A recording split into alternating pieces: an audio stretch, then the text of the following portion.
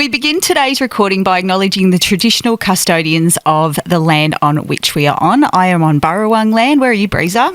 I am on the land of the Djajarurrung people. We pay our respects to the elders past and present and extend that respect to Aboriginal and Torres Strait Islander peoples who are tuning in today. And wherever you're listening to the potty today, make sure you know whose land you're on.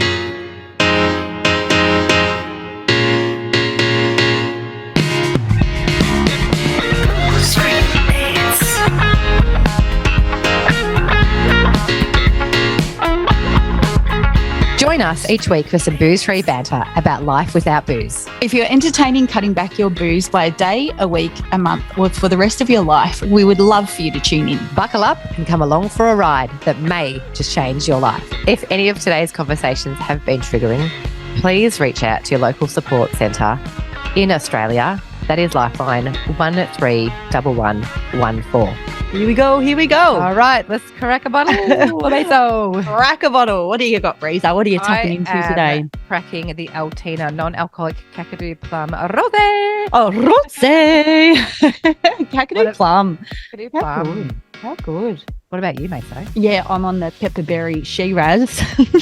Oh, actually, here's a funny little story for you, mate. So I had a open bottle of that, but I'd had actually for weeks, like I'm talking probably like 6 weeks, and I had probably a quarter of it left. So I used it in my cooking. Oh, I don't know if it was good or bad, but the dish turned out delicious. So didn't waste a drop. I love that. Yeah, so Altina for the win. Yeah. For the, social inclusion win and also the cooking win. And you know what else they're winning at? Giving us, our listeners, a discount code. No, that's a whopping 15%, which is unreal. It is BFB15 at www.altinadrinks.com. Oh, thank you, Altina. We love you. Thank you so much. Yes. Maso. Reza. Tell us. Who did we just banter with? All right. I'll give you the backstory and then I'll tell you who it is. She's a comedian, actor, presenter, your stepdad, career queer. She has a stand-up special currently, Silver Linings, which is out now on Paramount Plus AU. She's had TV appearances in Tonight with Tom Ballard, Metrosexual, How to Stay Married, SBS Celebrity Letters and Numbers, The Weekly with Charlie Pickering, the ABC's Question Everything, Channel 10's Just for Laughs, The Project, Today Extra. She's had many corporate events as well. And she is Kirsty Webeck. Whee! Yes. Wow, I didn't know she was so famous. I mean, she's a dead set legend. Oh, she's so fun. Absolute gun of a woman. Oh, she was so good. How fun was she? How fun. And I don't think we've had a guest on, like, obviously on like her, but I don't know. I just feel like she brought something different. Don't you reckon, Maso? Yeah. No frills, fuss free, just cruising with it and just so relatable as well. So relatable. She's been off the booze for just be over 2 years when this episode drops. So choosing that alcohol. She's absolutely killing it. She's a picture of health and just a cracking 10 out of 10 bird. Yeah. Absolute ripper. Everything this podcast is about. She brought humour. We had banter. It was just spot on chat. Yeah. And we can't wait for you all to get your ears around it. So should we bring her in? Yeah, let's get amongst it. Here she is. A big, warm, booze-free buddies welcome to Kirsty Webeck. Welcome to the podcast, Kirsty. Thanks, mate. Thanks so much for having me. I'm just going to tell you a quick story of how you came into this podcast today. I was having breakfast at Galleon, and you were too the other day, and I fully fangirled you when you left the restaurant, telling you how much I'd just seen your show. I've seen you a couple of times live. And then you were actually wearing a Heaps Normal hoodie. Yes. And I was like, oh, Heaps Normal. And obviously my eyes lit up and went, oh, there's got to be a little connection here. And when you'd walked off, I was actually walked around the block and I was walking behind you and I was actually going to run up behind you and like crash tackle you and say, come on, podcast. And, you know, want to hear your story. But I thought, no, rein it in, Maso, rein it in. Just send her an email. So, so that's how Good work. Out. So, yeah, welcome to the potty. So we're going to throw you straight into it with either a confession session or a shame story today. Yeah, right.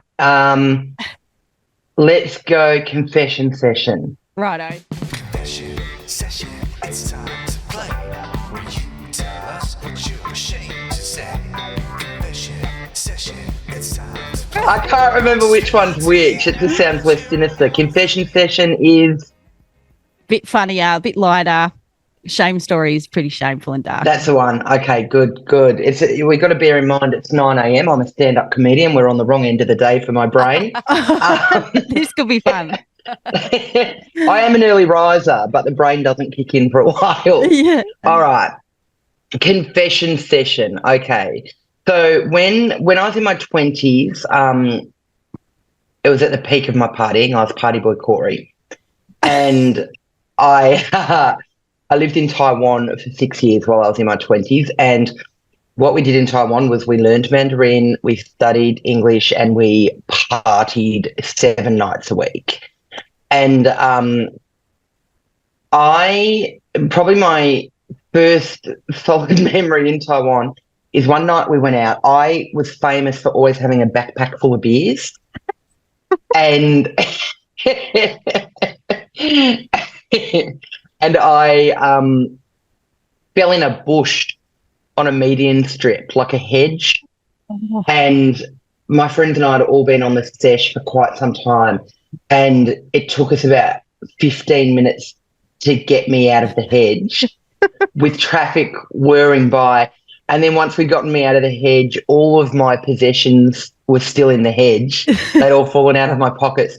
And it took us a further maybe half an hour. Like, this is before we all had torches on our phones. And so it was a good half an hour of us all rustling around in this hedge trying to find all the stuff that I'd had in my pockets, because we just had – it probably should have taken a minute, especially with a big group of us, but we just had no coordination. We couldn't see anything. We were laughing. We were bumping into each other. We were falling back out of the hedge. And when I think about it now and what an ordeal it was like an SES rescue mission. And if it happened today, I mean, firstly, I wouldn't find myself wedged in a hedge. But if I did and I was with a group of mates, I would say we'd have it all sorted in approximately 3 minutes. Yeah. But it's just a miracle that we're not all still there to this day, rummaging in that hedge, trying to find all my worldly possessions. You've painted a great visual. Yeah, I think that's the new name of your next show, Wedged in a Hedge. Yeah, it's got a ring to it, doesn't it? It really does. Wedged in a hedge. I so get that. There's been some videos I've seen lately. It's just when you've real boozed up, everything's so unco. It's like you just like everything's just in slow-mo and just all wobbly. So, yeah, I can really see that vision. Thank you for sharing. Thank you for sharing. So then we're moving on to reflection section. So we want to know 3 words to describe yourself when you were drinking, and then 3 words to describe yourself now in sobriety. Oh, right. In drinking, let's say rowdy, injured, and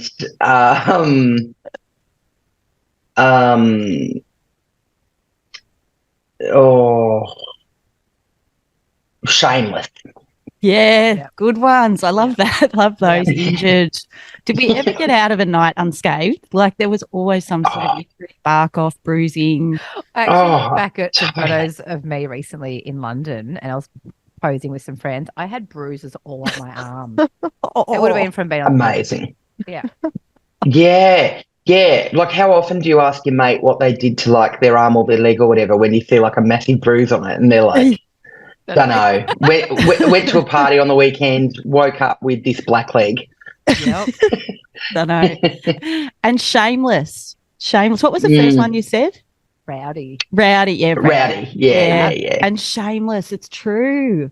We just lose all dignity and idea, don't we? Yeah. No inhibitions. Yeah. It's like a big one for me as I was getting older was sort of after a big night out, just thinking about, like the jokes that you hang on to when you're drunk. Yeah. And like there'll be a joke that you just ram home for a solid 8 hours. Yep. And the next day, and like especially as a comedian, I like to think I'm fairly good at discerning jokes.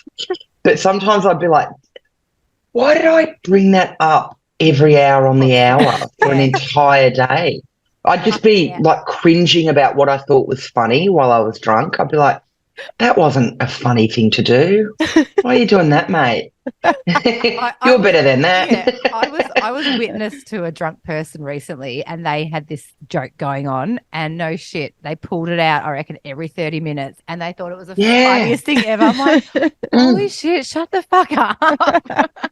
Yeah, it happens all the time now when you're sober at an event, and then you see it, and you see all the things that you know were in you when you were drinking a lot, and that's the hardest one for me to see in other people now. I'm like, mate, and knowing that they wouldn't think it was funny if they were sober as well. I'm like, oh Cringe. no. I used to have this thing whenever we'd be at a party and people would just arrive. I would get, if the guys were wearing a collared shirt, I'd be like, it's collar's up show, mate, pop your collar. And I'd have to make him like pop their collar. Absolute pest. I thought I was so funny that I would just rock around and make people pop their collars like I was some sort of crowd control. And it's just cringe. Yeah, that's funny. It's always stuff like that. What a dero. And so thanks for sharing those. Love them. And what about now? Tell us those 3 words to describe yourself now in sobriety. Probably clear-headed, happier, healthier. Love. Boom. Everything Massive you want. words. Yeah. Yeah. Everything you want. Yeah. Yeah. Yeah. Yeah. I love that. Positive, that Healthier. clarity, that clear head, that clarity, like you can't put a price on that. Yeah. No, a friend of mine and I were sort of briefly talking about it yesterday, because we've got so many friends who, like, they know that I don't drink anymore, and it's not a big deal to anybody, but it's amazing how many people talk to me about it and say that everyone says to me, I'm heading that way too. And I know that everyone has their own sort of process and whatever, but everyone that says that to me, like, I'm not out there preaching to anyone, and I know that they mean it. Like, I know that they're winding up, and for some of them, it might take them 2 or 3 more years. For others, like, they might stop drinking really soon. But it's really interesting to me how many people are starting to think, oh, and so one of my mates yesterday said to me that it's really simple for them, and that they said, you know what's better than drinking? Not drinking. Huh. And I'm like, that pretty much entirely sums up what happened for me. Like, there was no big event, there was no problem. It wasn't that I was like, oh no, Kirsty, you're on a dangerous path. Like, it was literally the opposite. I was naturally stopping. Yeah. Like, I'd lost interest, and I was naturally going to events and not having any booze. And then maybe every 3 or so months, I'd have like a couple of drinks. And because I wasn't match fit and I wasn't interested anymore, it would affect my next like 3 or 4 days. Like, even though I hadn't had a big one, the next day it's a sleep thing, isn't it? Mostly. The next day I'd just be like, oh, I can't really be bothered going to the gym, and I might just go and get a cheese and spinach roll for lunch. And then it would roll on for like 3 days, and then I'd be like, I haven't been drinking enough water. I've been living off coffee. I've been eating bad food. I haven't been in the gym for 3 days. And I'd be like, just how it like has this domino effect on all of the healthy behaviours that you have in your life. I was like, what if I just stopped having those few drinks every few months and just carried on doing what I do most of the time, which makes me happier? And I feel like a lot of people are starting to think that too. They're like, I like feeling good. Yes. Isn't it addictive, that feeling? Yeah. Literally. Yeah. Literally. It and really not is waking up with regret and shame. Like, Totally. a terrible feeling. Yeah. But tell us about your relationship with Heaps Normal, because I'm a massive fan of Heaps Normal, and they were actually one of the first non-alcoholic beers that I tried a couple of years ago. And I'm like, oh my God, they've absolutely nailed it. So I've been obsessed with Heaps Normal for the last couple of years, but I saw you had a post on your Instagram and you had a Heaps Normal can in your hand. So tell us about that relationship. Yeah, so probably started the same as you, just massive fan. Because when I was in my early 30s, there were a few times where like pretty much every year in my early 30s, I used to have like 4 to 6 months off drinking. Did you? And yeah, I did. And every time, and it just felt like a healthy thing to do. And every time the thing that stopped me, because again, I'd get addicted to feeling good and I'd be like, maybe I could just not. And then the thing that would undo that was summer would come around and I'd be like, oh, like, you know, I would have just been for like a big walk or a big bike ride with my mates or whatever. And you know, when you get that, like just that thirst for an icy cold beer. Yeah. And then I'd just have some beers over the summer and I'd go back to not really drinking again. And so it was always a beer thing. And then when Heaps Normal came out, that really, something just clicked in my brain where I was like I had one and I loved it. And I was like, it hits your reward center in exactly the same way as an actual beer. Yeah. So if you've had a hard, long day or whatever, or, you know, every now and then, like when I'm at a gig, if I like crack open a Heaps Normal, like it hits your brain. You feel exactly the same as if you were drinking a regular beer, but you're getting in the car straight after and you're not doing anything silly. So I got really into them, and then just really coincidentally, I ended up shooting like a web commercial with them last year. Like I just got cast in it. Did ya? And and I went and shot this thing, and I met a couple of the legends behind Heaps Normal, and we just really hit it off. Like we became sort of instant mates, and we've stayed in touch ever since. And then and I wear their hoodie and stuff because it's a great hoodie, and like I really love the brand, and so I've got one of their T-shirts and stuff, and I just think it's brilliant. So I'm always happy to sort of rep for them. And then this year on my tour, they're just such legends. They just sent me a bunch of beers to my tour dates. Like so I was in Sydney, and they just sent a couple of cases of Heaps Normal for my rider. And like just as a gift, just rocked up at the. They told me that they were going to send me some, and I expected to rock up, and I was really grateful. Like I thought it was the best, but I thought I'd rock up, and you know, they will have sent me like a 4-pack or something. I rock up, and there's 3 cases. I'm there for a weekend, and there's 3 cases. Like they're such legends. Brilliant. So yeah, just gave them out to all my mates and stuff, and so there were so many people there as well, and they're such good eggs. Like this absolutely is not why they did it, but there were so many legends like around the festival that had never tried them and stuff, and I was so happy to be able to be like, have this, have a crack at it, it's the best, and you can drive your car up, and just preaching on their behalf. Like a huge fan. And I love the fact they're really good eggs as well. Like that'll always make me get around your business when you're when you're legends as well. I reckon. Yeah. I reckon in their job description it said must be a legend, because all the fellas that we've dealt with Heaps Normal are just spot on.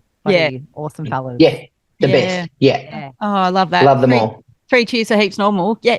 So then, congratulations, it's 2 years off it. Is that right? Yeah, thanks. I think it's coincidentally, because I'm doing your pod today. It's Wednesday is 2 years. Shut up. Yeah. Love that. Which it's so random. It's so bizarre that you contacted me and I'm doing your podcast on the anniversary week. But 2 years. Congratulations. We love this so much. And it's so funny. Dilrook was exactly the same. The day that we recorded with him, it was his 6-year anniversary as well. How nuts is that? I love this. It feels like it's just this beautiful alignment that we've all come together at this time. So congratulations. It's amazing. Yeah, thank you. Thanks. Yeah. So then tell us, you kind of touched a little bit what your drinking looked like, but let's deep dive a bit further. And what did your drinking look like? Tell us about Party Boy Corey. It's my favourite reference. It's so dated, but everyone gets it. Yeah. I love bringing Party Boy Corey up on stage. Corey Worthington. Corey Worthington. Like with the yellow glasses.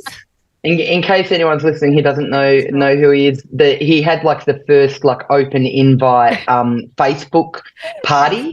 Like when social media started kicking off and his parents went away, and he was just like, everyone come to my parents' house for a party, and everyone did. It went off. And it went off, the police were involved, the house was trashed, and then he was belligerent in the media. He was just a real jerk about it. He was like, I don't care, it was a good party. And everyone was like, oh my God, this kid. Those sunnies on. Yeah.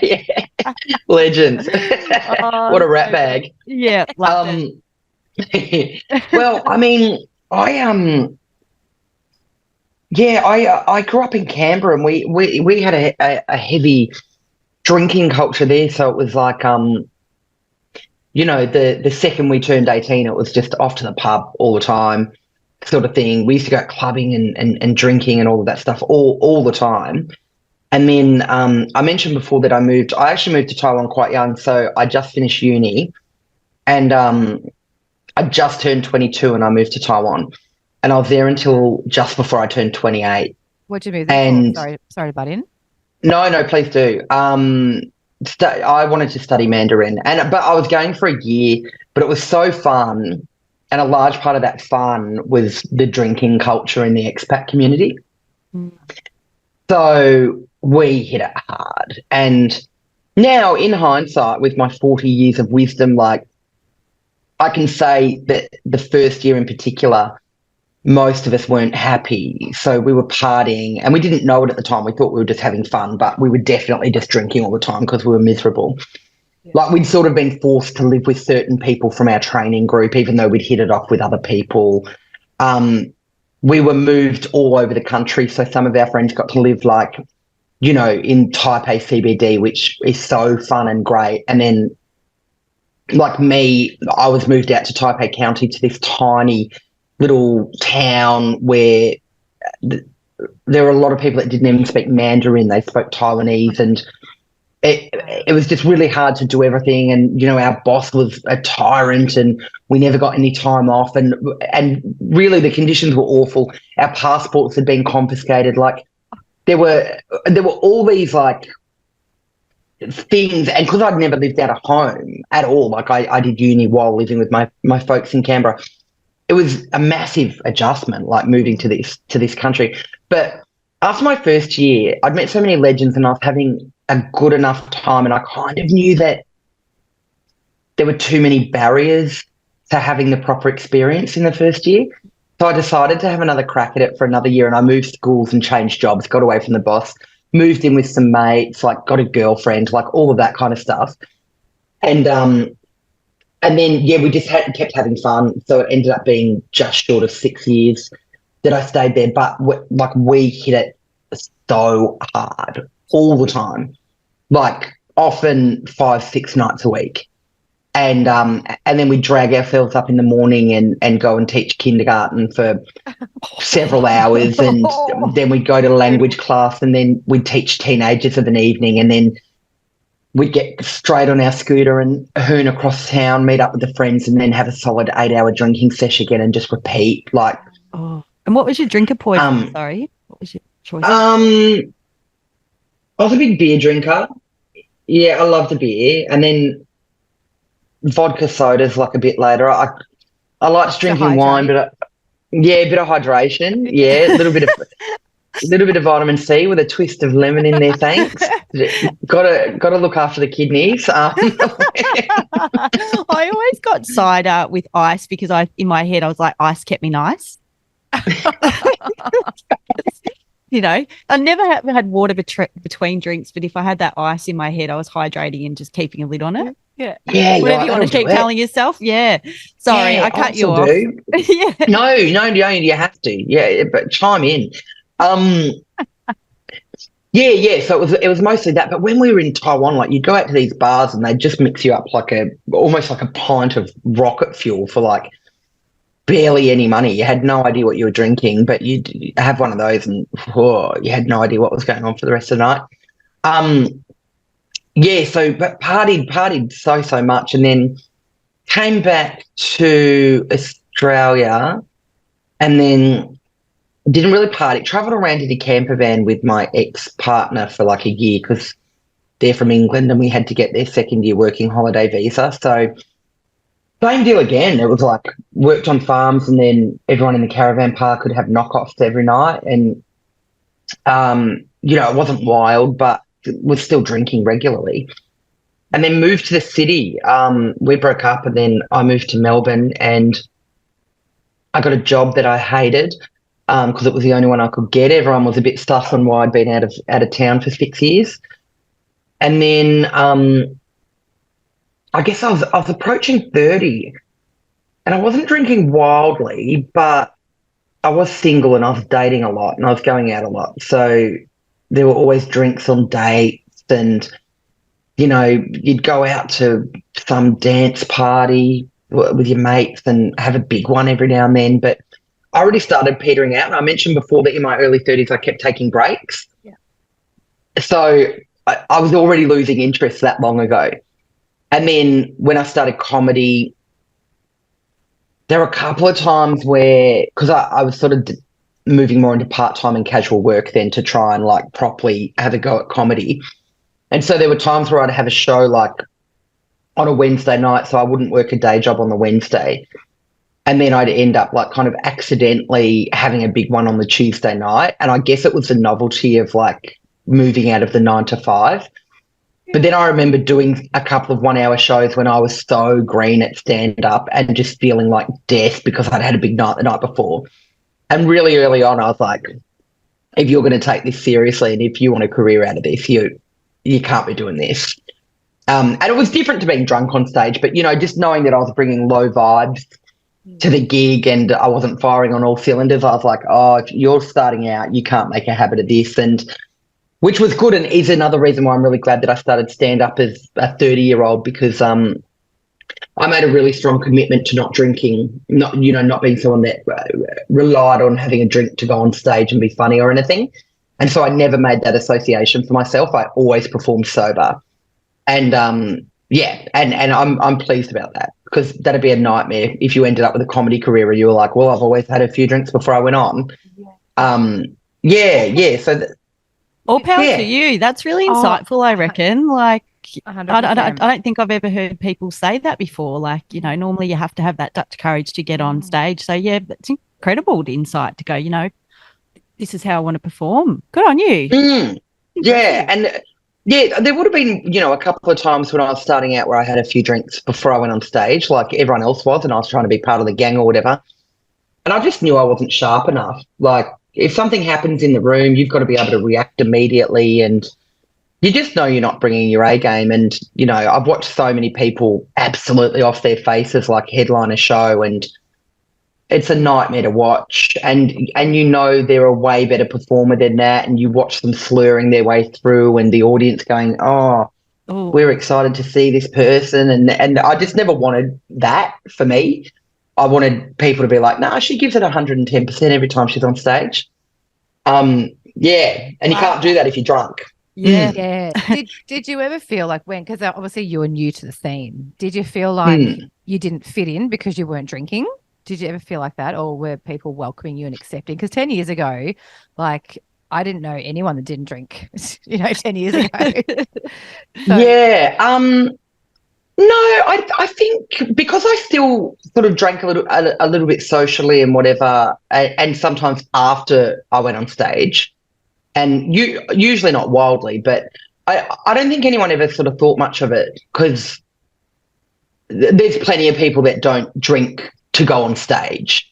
Right. Like there's a lot of comedians who are sort of consummate professionals who might be social drinkers still, but they just absolutely won't have a drink before they go on stage. Okay. And you hear it quite a bit, like when you rock up to gigs very frequently, somebody will ask you if they can get you a drink from the bar or whatever, or they'll give you a drink card. And really frequently you hear comics go, no, I'll get one after I've gone on. So like no one ever had a go at me about that. Like it's pretty normal these days. Even 10 years ago, it was pretty normal to see someone just having a water or whatever before going on, and then they might unleash after the show or just have a glass of wine or whatever. So I think 20 years ago it would have been different. Like it's amazing how much the comedy industry's changed. Like 20 years ago, everyone would have been like, just have a drink, you knob. Like, what are you talking about? And it was almost unheard of to be sober on stage. And when you finally decided to say so on Wednesday 2 years ago that was it. It sounds like you've had sort of a 10-year lead up to it. Did you have to announce it to anyone? Like, I'm not drinking, or was it just sort of something that happened organically? Yeah, it happened organically because, like, I still to this day haven't said that I've quit drinking because it doesn't feel like it needs that kind of announcement. Like, I'm just managing my day-to-day life. Like, I don't think I need to make any grand gestures about that. And the other thing as well is that I think because I'm coming from a different past, like, I think it'd be very different if my circumstances were different. Like, if I'd been, if I had like an alcohol addiction or something, I think that's really different. Where, for some people, they need to reach out and let people know so that they support that, and they're not offering drinks, or they're happy to go and have a booze-free event or whatever. But for me, because it's not that, like, people can drink around me all the time. It's no problem. It wasn't an addiction issue. I don't need any support. Like, it's just very easy to choose to wake up feeling good every day. Yeah. So I never felt like I had to make any kind of announcement. And at the time, I was just like, I'm just going to take away those, like, a few drinks I have every few months, because they make me feel bad, and I like how I feel the rest of the time. And I thought I'll just have a crack at that for a little while, and there was no timeline on it. Like, in my head, I was just not going to have any drinks for like maybe 6 months, which would probably knock out 4 drinks. And then it just kept rolling. And then it was like, but why would you have those? Why would you have those 4 drinks if they make you feel awful? They cost a lot of money. They mean that you've got to get an Uber home. Like, they're going to wreck your night's sleep. It's like, I just love driving. Like, so good. Being able to quick drive escape everywhere. route, isn't it? Yeah. Quick escape. Get in the car, off you go. Put that big ugly mess behind you. It's so good. It's so good. Yeah, so there was no announcement. And even now, like, loads of people don't know that I don't drink necessarily now. Like, I was at Byron Bay Comedy Festival on the weekend, and one of the other comics who doesn't live in Melbourne sort of sidled up to me and was like, "You don't drink, do you, Kirsty?" And I was like, "Not really."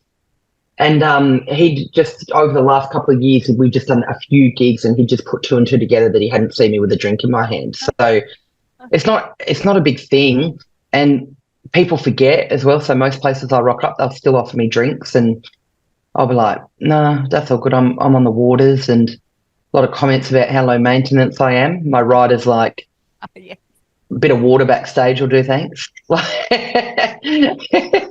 That's all I need. Glass of water would be great to take on stage with me. That's great. And when you first, like, I suppose when you became aware of your drinking, so when you were in your early 30s, when you decided to start cutting back, was it purely for that health reason? Like, or was it because you were doing stupid shit all the time? Or what was that catalyst to actually start changing your relationship with booze? Yeah, it was mostly for health reasons and wanting to feel good. But then it's probably in my early 30s where I didn't know what it was at the time, because we weren't really talking about it that much. But in hindsight, I had a bit of the old anxiety creeping in. So I'd just wake up after a big night. I'd wake up sometimes just with this sense of doom that I'd done something terrible. Like, I was waiting for the police to come around and say that I'd killed someone. And I'd spend the day going, "Mate, you told boring jokes on repeat. Like, no one died. Like, get out of bed." Like, but I'd just spend the whole day being like, "Oh no," like, literally a sense of dread, like I was going to find out that I'd done like a major crime. Homicide. And I could relate. Yeah, hard relate. Yeah, I just couldn't cope with it. I'd sometimes text my therapist and she'd be like, "Did anyone die?" And I'd be like, Yeah. "I don't think so." She's like, "Well, that's okay." Yeah, I don't know. I think that's the thing, though, the fact that you can't say it with certainty. You're like, "I don't think so." You're like, there's a 98% chance I didn't commit a murder last night, but that 2% is going to keep me up for 3 days. My head in. Yeah, until this booze is out of my system. Currently dying inside. That's a death in itself. Yes. Oh, totally. It's that feeling. Like, I'd get it for a couple of days, and sometimes it was kind of proportionate to how big the night was. Mm. So if it was a massive night, that sense of doom would linger for a couple of days, and it'd be crippling. Like, and it'd be like, should I text somebody that I was out with and like make sure that I didn't do anything terrible? And then you'd be like, "Nah, I can't cope with the reply. I can't cope with how long it will take them to reply. What if they don't reply immediately? If it takes them 2 hours to reply, that 2 hours will feel way worse than I currently feel. Because what if they're not replying because I did do a crime?" I'm I'm both laughing because we can relate. Like we're both laughing because I'm like, oh my God. Yeah. This is my head, like the head Yes, I know the noise feeling. on cycle. Yeah. And I didn't have anything like that when I was sober and clear-headed, so I didn't know what it was. And I remember I would have had it for like a good 12 months before somebody called it anxiety once, or I read it on the internet, saw it on a meme or something, and I was like, oh, it's not just me. But then I was like, wait up. Why would I do something that triggers that? Like, why would I be going out for a night on the booze knowing that that's what the result for me is these days? Like, having a night at the pub with my mate on the drinks isn't worth feeling like that for a day or two afterwards. Oh, And I love going to the pub anyway. I go to the pub now. I love going to the pub and hanging out with my mates. I can do that anyway. yeah. I just won't have the anxiety. I'll just have a bloody Diet Coke and a soda water and go home happy. Yeah. And you are so happy and you're so glowy. Like you're so fresh. Like you can see it in your skin, in your eyes, and you can see it. Like you can tell when someone's sober and you just a picture of that. So I love that insight that you had though, because it's so normalized, anxiety. And even you only discovered it, you know, however long ago through memes, and we don't talk about it enough. We're all suffering in silence in this anxiety space, thinking we're the only ones. But people still keep doing it every weekend. And it's just so well done to you for making that connection, seeing the correlation that, oh, actually, if I remove that, I'm going to feel good. So, yeah, I'll give it the flick. So full applause. Well done. Yeah. People I'm sure that will hit home for a lot of people too, listening to go, oh, yeah, maybe I should try that because, you know, look how healthy and happy you are. Unreal. You have touched a little bit on the writers and the comedy world, but we want to know, you said we want to know the pushback in the comedy world, what the writers were like then and now. So we'll deep dive a bit more into that. Yeah. My observation in the comedy world is that there's been a massive shift over the last few years. There's a lot of sober people in comedy. We're having this conversation just a few days ago, a few comedians and I, about how even when I was starting out 10 years ago, often you'd rock up to a gig and they'd put a pile of drink cards on the table and the comedians would all be grabbing them up really quickly. And sometimes you'd watch somebody who'd take several and you'd be like, come on, Maso hasn't had one handed over. And it is so common now for that pile of drink cards to remain on that table right through till the end of the gig. Oh, wow. So there's less people that are drinking regularly. So, because, you know, we do gigs 7 nights a week and we can. I mean, I absolutely do not anymore, but we have the option. They're out there.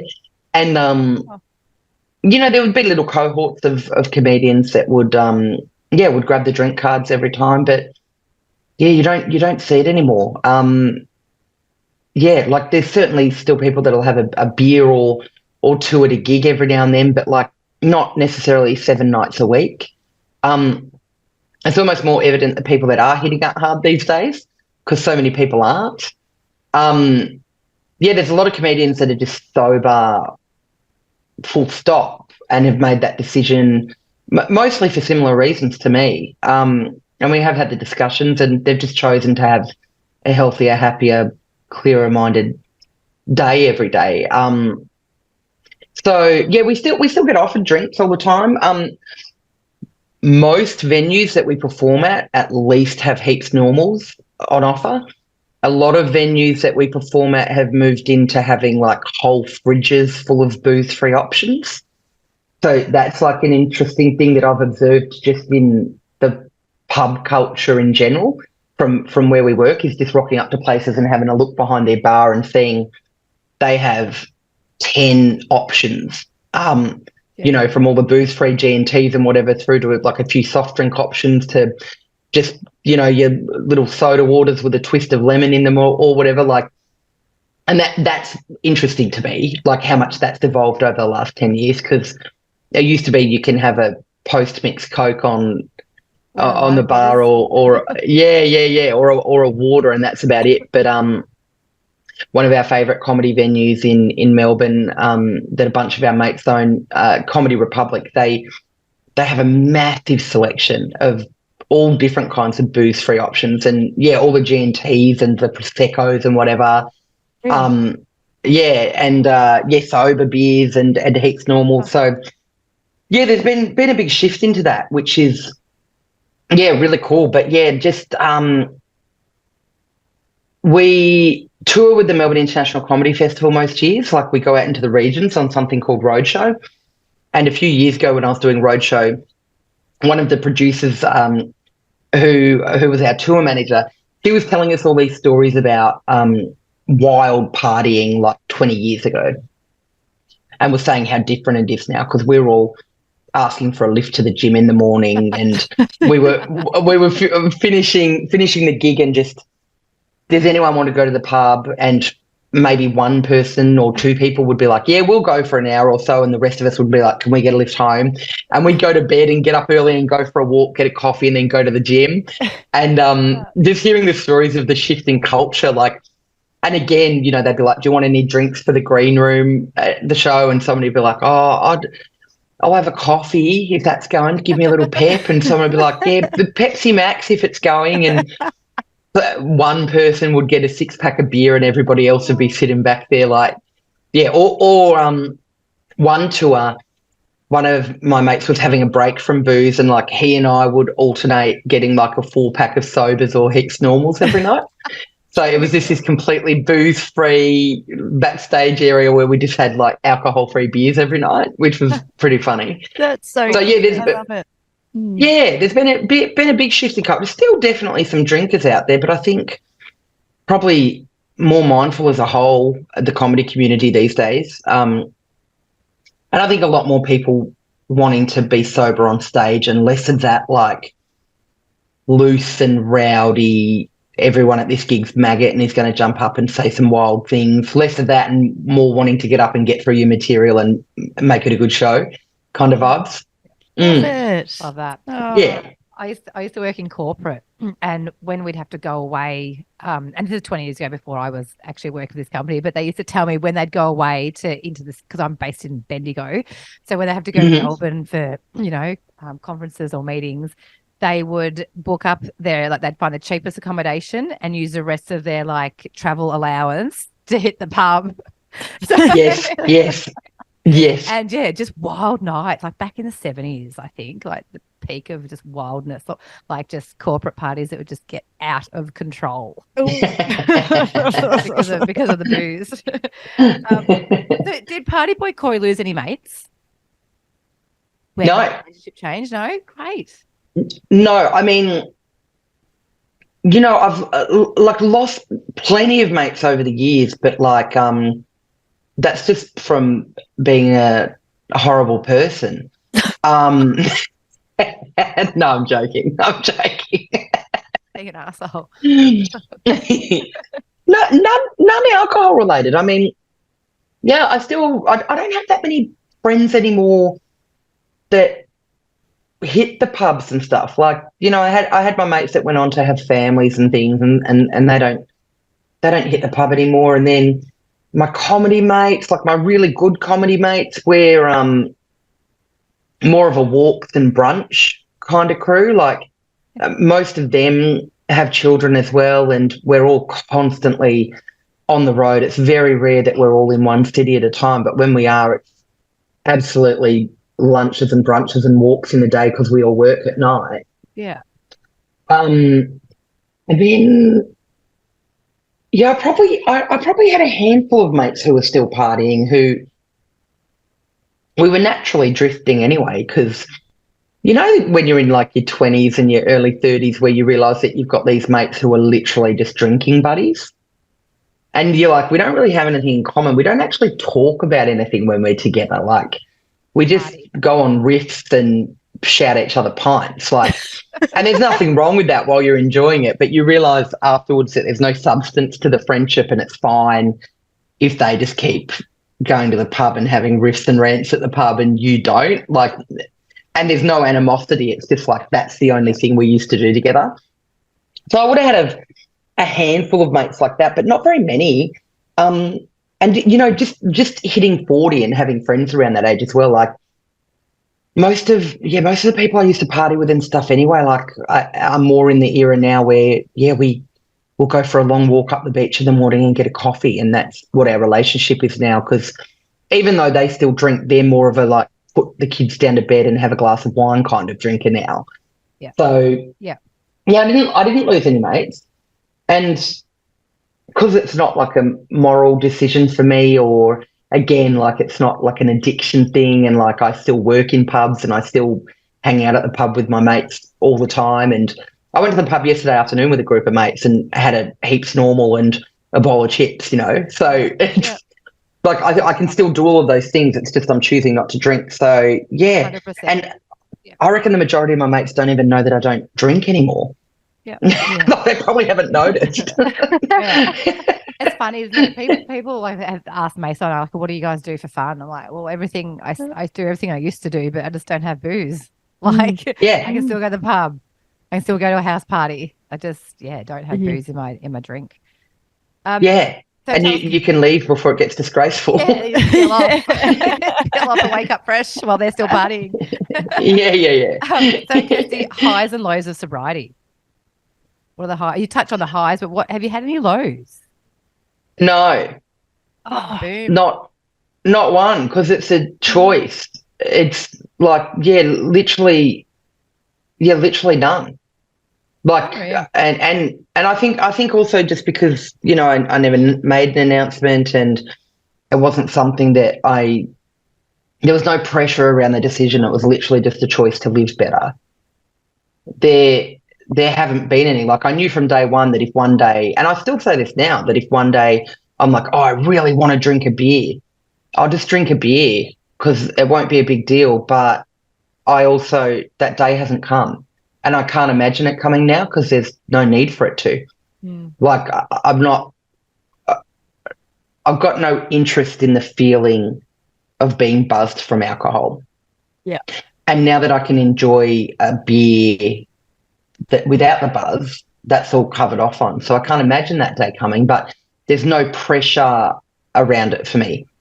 So there genuinely hasn't been any lows, because if I hit a point where I was like, oh, I really wanted a beer and I couldn't have one because I made this commitment, like, I didn't make that commitment. So I could have just avoided the low by having a beer. But yeah, every day it's felt like the right choice. So it's only been highs for me. And to be honest with you, I don't even notice it anymore.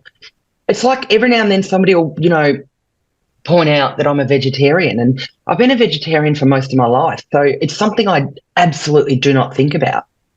Or somebody will ask me a question about being gay, and I never think about it. Like, I just have a partner. Like, it's just my life, so I don't think about it. And not drinking is exactly the same. I'm like, oh, yeah, I guess not everyone doesn't abstain from drinking. Well, it's like you either love coriander or you hate coriander. It's just one of those things. Yeah. You just don't give it any thought. You're like, this is just how my days are now, and I like it, so I'll keep doing it whenever I like it. And I just cannot fathom a time where I'd be like, well, this sucks. I hate waking up feeling good every day. I'm craving a hangover. What can I do to rectify that? I'd like to have a terrible night's sleep and wake up with an impending sense of doom. Might go to the pub. I love how you frame that. Quote of the end. That's a great little check-in, isn't it? That's such a good little check-in. It is. That's gold. Oh, I just love that. Just the choices that you make, what you're putting in your body to keep that health up. It just feels like a beautiful, nourishing thing to do for yourself, to choose not to drink alcohol. I love it. So what's your stance on alcohol now, Kirsty? How do you feel about booze? Oh, look, I'm such a judgment-free person. Like, I'm happy for everyone else to make their own decisions and do whatever they want to do. I mean, it's a wily old industry. Booze has a good PR manager as well, I reckon, because it's just when it's on your radar a bit, like when you're giving up and you read a little bit about it, like it's mind-boggling to me how we don't associate alcohol with like being carcinogenic and being a huge cause behind cancer and stuff. Like, and I think about that a lot because Elle, my partner's an oncology nurse, and I think about it loads. Like, yeah, she's the best. There's such big, there's such massive connections between so many different cancers and alcohol. Alcohol consumption, and even on a low level, like it's really interesting how even a few standard drinks a week really hikes up your chances of catching, ending up with certain diseases and whatever. And it's, it took us a while to get there with cigarettes and really ramming the dangers home with cigarettes, but it's just, alcohol just makes so much money now, and it's such a part of society's fabric that I just feel there's this like subliminal pushback on letting everybody in on exactly like how dangerous it is for your health as well. I find that really interesting. But, in terms of what people are doing and the choices they're making, in some ways it is like smoking as well. Like I'm not a preachy kind of person, and I'd never tell anybody that they should reduce their alcohol intake unless it was, a dear friend and like an intervention level kind of thing. But it's I've lost my train of thought, but essentially it's fascinating to me that it's still slipping under the radar a little bit. And I know that it's because of money and capitalism and all of that, but I've got friends that are quite health conscious and worried about their health who haven't made the connection between their alcohol intake and how carcinogenic it is, but would never go near a cigarette, would hold their breath around somebody smoking a cigarette because it's so harmful while taking a sip of a pint. And I think I started thinking more and more about that over the last few years as well. I was like, it's pretty bad for you. Don't you love it? Like, even just thinking locally, like, there's a group of people that go to the gym all the time and they're really fit, and then they have these huge party piss ups, like, end of term piss up. Yeah. And I mean, it's all about balance, and we've all got to have vices and stuff, and you can't abstain from everything. And I don't know anybody that does, but it's kind of like a choose your poison kind of thing, isn't it? Yeah. And I guess the thing is that, like, people go to the pub and sit on 8 pints in a night. Like, you're not sitting on 8 chocolate bars in a night.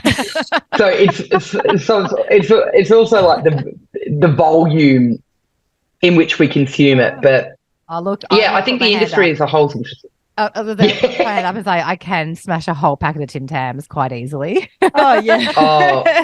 We all can. That's why I didn't use sitting on a packet of Tim Tam biscuits for the night as an example. Touché. I love that. I love this chat. I love this. I think you're just being real about everything as well. Like, you're being completely real about, booze is a big beast. It's a huge beast that I don't think we're ever going to win that fight to eliminate it completely. No. It's just about, either moderating or just being aware and then making that choice, being educated, I suppose, and then making that choice. But do you have any advice for our listeners? And just to paint a picture for you, Kirsty, our listeners are, sober curious. Some of them, drink, but they are wanting to improve their relationship with booze. Some don't drink at all. But do you have any advice for our listeners who are, wanting to improve their relationship or wanting to completely eliminate booze?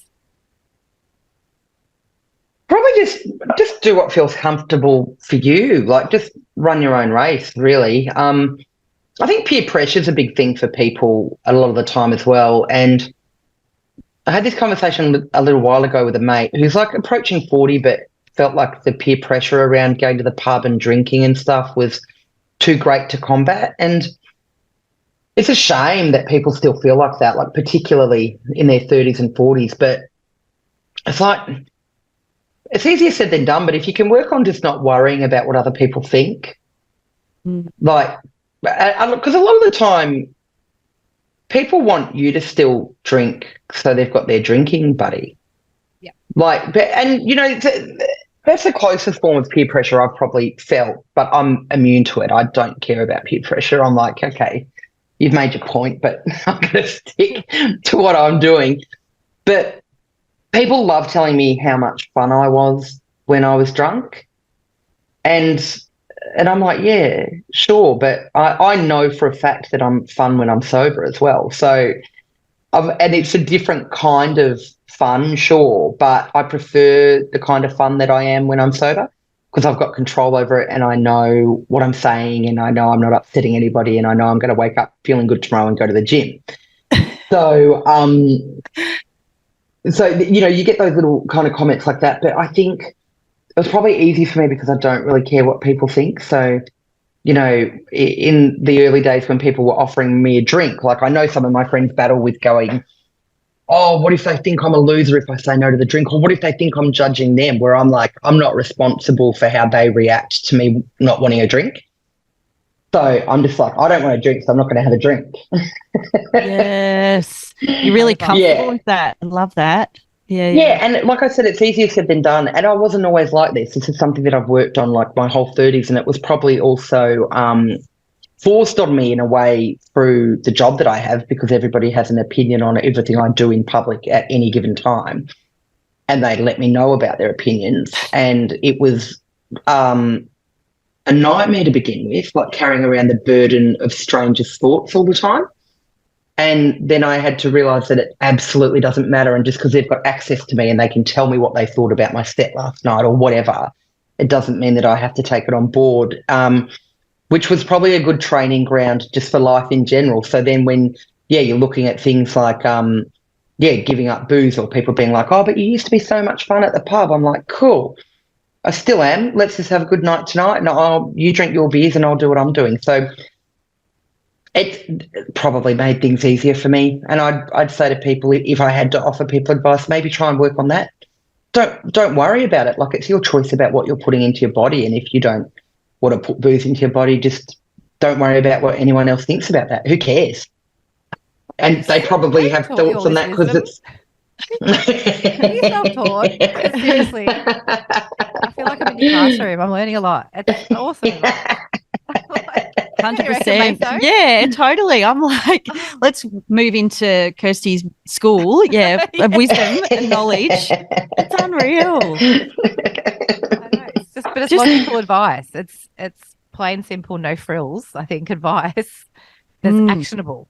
Yeah. Well, yeah. I think a lot of people, a lot of things that people push onto you are their own insecurities, and again, probably a good training ground was being a vegetarian for such a long time because people, us vegetarians, we always talk about how people are always like, well, where do you get your iron from? Yeah, that's true. I'm vegetarian too, so I get it. Yeah, right. Yeah. And the reason is because you purely existing as a vegetarian immediately puts them on the defensive mentally about their own life choices.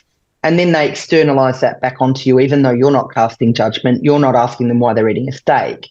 But they force the insecurities that they've been triggered to look at back onto you. And it's similar with drinking. Like sometimes it's, I find it, maybe my mates or my colleagues or whatever that are still the biggest drinkers that'll be like, well, why'd you stop then? Why don't you just have the occasional one? Why don't you just have one tonight? And you're like, my behaviours are just inadvertently holding a mirror up to you. And you're uncomfortable with that, so you're forcing it back onto me, even though I don't care that you're having a beer. Yeah. I'm just not having one. Yeah. So I think when you're equipped with that knowledge as well, you're just like, people can be upset about it if they want. It's not going to make me go and get a pint to make them feel better. Yeah, because they're not the one that's going to have to deal with the anxiety the next day. They're not going to be there, to cradle you while you're in the fetal position the next day. Like, totally. They want you there to validate what they're doing as well. Just on the vegetarian thing, it just makes me laugh so much when they figure out I'm a vegetarian. I don't preach it from the rooftop because it does make people feel uncomfortable. That they always go, oh, I don't eat much red meat. Or if I do, and I'm like, I don't care. Oh, they go, oh, I only eat chicken or fish, or they'll throw in, oh, sometimes I have. It's so funny. Or they'll give you the whole, I don't know whether you get it as well. I only eat, what do they say? Something meat or looked after meat, or what is it when the Grain fed. grain fed or Yeah. Yeah. I don't know. They'll go on a real. I don't care. Like I think it's quite funny. And I, in fact, probably prior to me being vegetarian, I was probably a bit the same if someone said they were vegetarian or vegan, because I felt like, oh, I should be doing that. Like that's a really good thing they're doing. And even when people would before sobriety, I only thought about this the other day. When people told me they were sober, I would think, oh wow, probably a little bit a loser, but also I'd also think, how do you do that? Like, really? Like I was like, how? Like I was quite intrigued by it as well. So but everyone drinks. Yeah. Who invites you out? Yeah, like how do you do that? Wow, like Why would you do Yeah. that? Though? Yeah. Why as well? Yeah, that Yeah. sounds so boring. Yeah. Or never. mm. Was it the saying, never trust someone that doesn't drink? Oh Which yeah. It needs to be flipped on its head. It absolutely should be. Only drink people. Only trust people who don't drink. And I saw something, just a side note, I saw a thing the other day, never trust a skinny chef. Wow. I have seen that actually, Maso. Wow. Just going back to what you said about breast cancer and the correlation between that, we had Catherine Elliott. She's the alcohol mindset coach. She's on episode 45 of The Potty. She was on National 9 News the other day. She's making some big noise in this space as well. So for our listeners, go back and listen to Catherine's episode. She's a banger, and she's also an alcohol-free mindset coach. So get all over Catherine as well. So thanks for that bit of insight with obviously Elle's work in oncology too. Because it's true, like alcohol doesn't come with, like you look at the ciggy packs and they come with, the gangrene toe or the no tongue and putrid images that are, shocking. But, the bottle of booze doesn't come with a warning about anxiety and the doom and the, cancer causing and all the diseases that it comes with, does it? Like hopefully in 20 years' time that might be the case, but it's definitely not going to happen in our lifetime, I don't think. We're only just scratching the surface about scratching the use your words. Use your words, Claire. We're only just scratching the surface of the sober, curious world now, and giving people the message to say it's okay not to drink, these health choices. And I think I love how you don't preach about it either. Like you're not noisy about it, but you can see you're a picture of health. And so people want to go, I want some of that. Whatever she's got, I want that. So I love that. So we're winding it up into some bit of fun stuff. We've got a little bit of rapid fire for you, just a couple of little fun short questions, and then there'll just be the last two segments on the end. So beautiful. So like everyone worldwide, we all get very nervous about the words Kirsty, Christy, Kirsten, Kristen. What's everyone's first line when they come up to you? I'm so sorry, I can't remember if it's Kirsty or Christy. How do you feel about that? I don't care. The start of my show that I'm touring at the moment is about that. Yeah. It's hard. It used to really wind me up, like when I was starting out in comedy, because I knew that my name was attached to my whole career. And then even now, 10 years down the track, I've done so much touring, like I've done so much media, and all the time I'll get like a Google alert for Kirsty Webeck, like in a major newspaper or something. All the time. It's, constant. And they're so similar, and there's so many reasons people get it wrong. Like sometimes it's autocorrect, sometimes it's a typo, sometimes it's just that they simply do not care what my name is. And I realised a while ago that I just had to let it go, because it's going to be something that happens to me for my whole life. So I correct people. I correct them all the time. Like people always come up to me. It's always in the Virgin Lounge. People always come up, and they're always my thank number you for one flying. fan. Thank you for flying to Virgin Australia. Yeah, that's a little plug for them. Thank you. Hopefully they're going to pay me $50,000 for that. They won't. They absolutely won't. They come up, they're always my number one fan. They always want a photo, and they always introduce me to whoever they're with as Kirsty Webeck. She's a comedian. I'm her number one fan. And every time someone says they're my number one fan, I always know they're going to call me Kirsty every time. But they're so similar. Like, and I say in the bit that I'm doing in my current tour as well, that I'm the same. I have that second of self-doubt when I'm approaching another Kirsty or Kirsty where I'm like, oh, which one is it? So while it's endlessly frustrating because my name does matter in this industry, also it's hard. It's hard, and I don't blame people for getting it wrong. Yeah. Well, now I'm confused. I don't know whether your name's Kirsty or Kirsty or Cranksky now. Yeah. Thirsty Kirsty, mate. That's right. Thirsty Kirsty. I love that. Oh, I love it. Thirsty Kirsty. So you've just been to Byron Bay, had a nice little trip up there and had a nice little 10K stroll. You love a walk, don't you? Oh, I love a walk. Yeah. And and on your post you said you're mildly irritated you didn't see any dolphins on your walk. And you also rate yourself as a pet namer. So if you had a pet dolphin, what would you call it? First thing that sprang to mind, I'll go with that. Slippery. Slippery. Slippery the dolphin. Slippery. That's got a ring to it, surely. It's a bit unconventional, but it's cute. That'll do. Slippery. I love that. Slippery the dolphin. Slippery. And can you tell our listeners that what's your dog's name? Is your doggo there? She's not. I think she's heading out. Is she? She's got a social engagement. Wait, give me 1 sec. Give me 1 sec. I reckon I can get her. Yeah. Oh, she gone outside? Bring her in. Oh, she's gone. She's gone. Bugger. The front door's open. Elle's putting her gumboots on, and Joan's already downstairs waiting for her. So the name of your dog is Joan. Joan. Joan. People are dubious when I tell them that, but then when they meet her, they're like, yeah. She's a Pomeranian. You go and have a peek on my Instagram. It'll take you 1 second to find a photo of Joan, and when you do, you'll look at her and you'll go, yes, Kirsty's right. She is a Joan. Joan of Bark. Joan of Bark. Yeah. Yeah, that was my good friend Cal Wilson came up with that. She coined the term. I love that. Cal Wilson, what a legend. What a woman. Can I just share a quick Cal Wilson story? So she came to Bendigo and I went and saw her, and one thing this is probably 10 years ago, and she said that when she goes on a road trip, she plays a game that she replaces every the word creek with the word cock. So every time she goes over a creek, she says, like, there's Axe Creek up the road from where I am, it says Axe Cock. And it's the most funniest game ever. And I play with the kids every road trip. They're very entertained. So next time we see Cal, tell her I said thank you. We've had lots of entertainment in the car. That's so good. And the final rapid fire question is, beside yourself, who are your top 3 favourite comedians? Oh, that's a good one. Look, 3's brutal. There's so many, but I'm going to say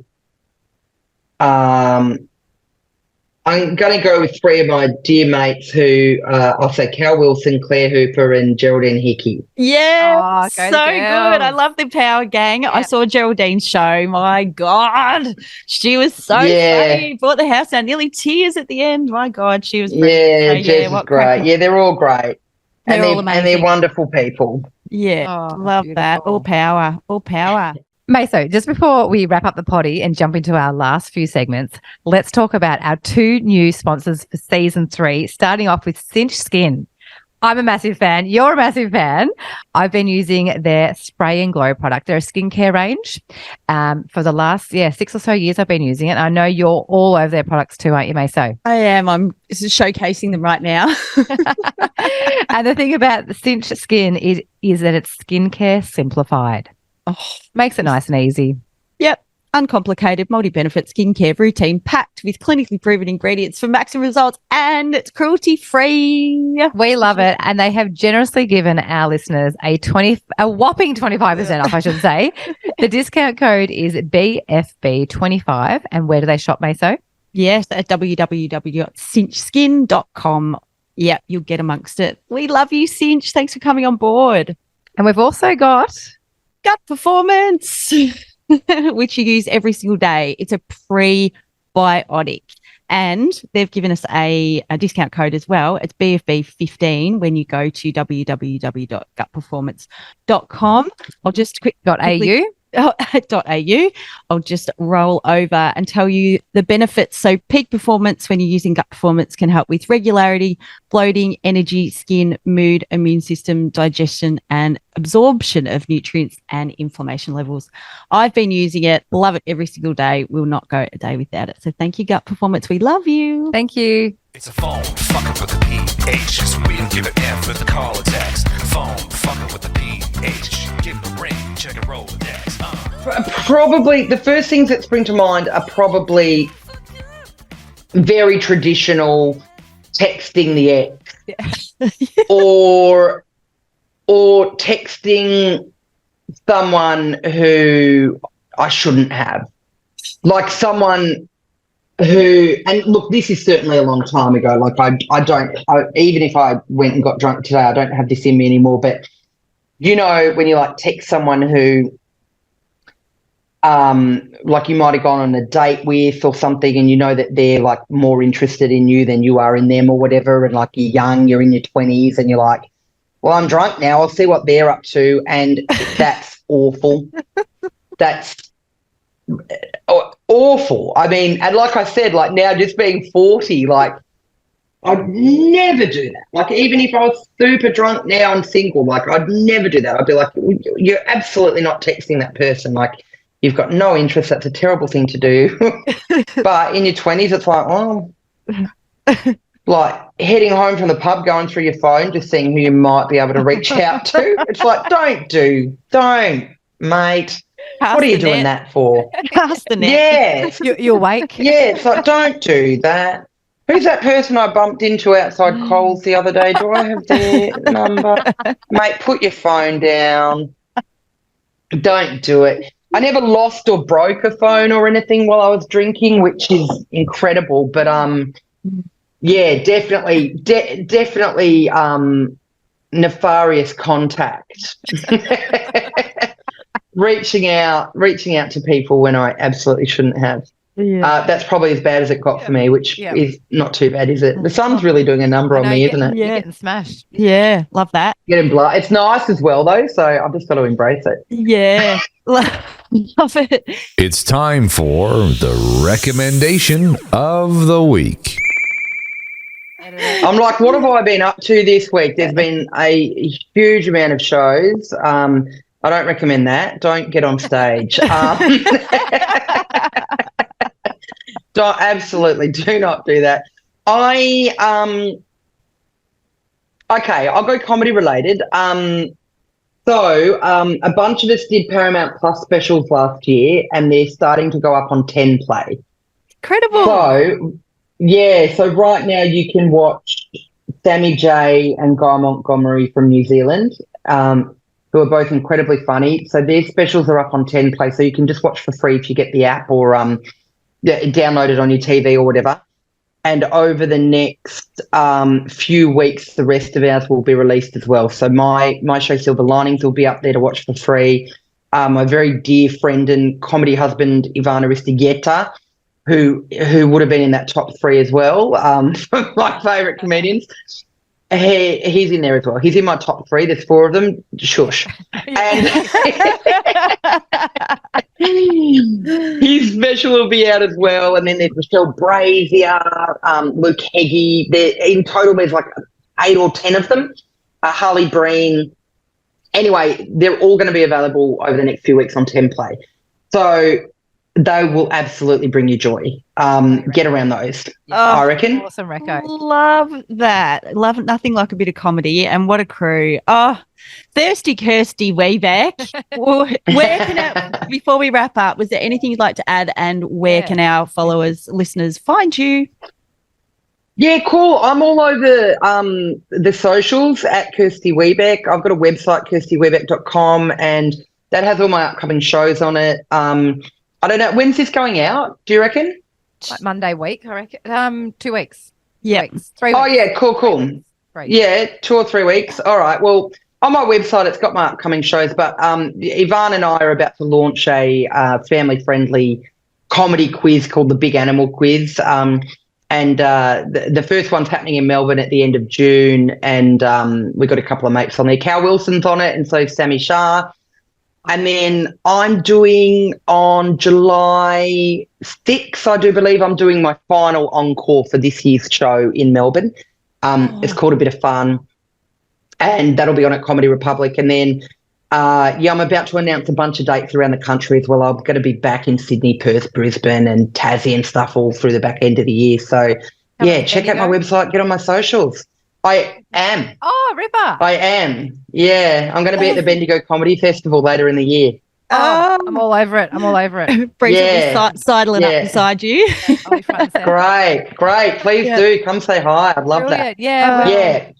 Yeah, so it'll all be on my website, all up on my socials. Yeah, we'll go to the pub and have a lemon lime bitters. Love that. Yeah, into it. Yeah. Well, this has been so fun, so fun. We have really appreciated your time coming on and just being up for it and bringing a beautiful lens to the healthy choices that you've made for yourself. Our listeners will definitely get a lot out of it, and we really, really appreciate your time today. Thank you. Legend. Yeah. My pleasure. Thanks so much for having me. I appreciate it. Yeah, I'll crash tackle you next time I see you down the street. Don't do that. Absolutely don't do that. You'd be amazed at how many people physically come at me on the streets, and it is a surefire way for me to never go on your podcast again. Shut down. Away from afar. Please do. Respect my boundaries. You're a legend. Thank you so much for your time. My pleasure. Thank you, legends. Thanks so much, mates. See you. This podcast is proudly produced by our audio engineer, music extraordinaire, Eric Ladd. We love you, Eric.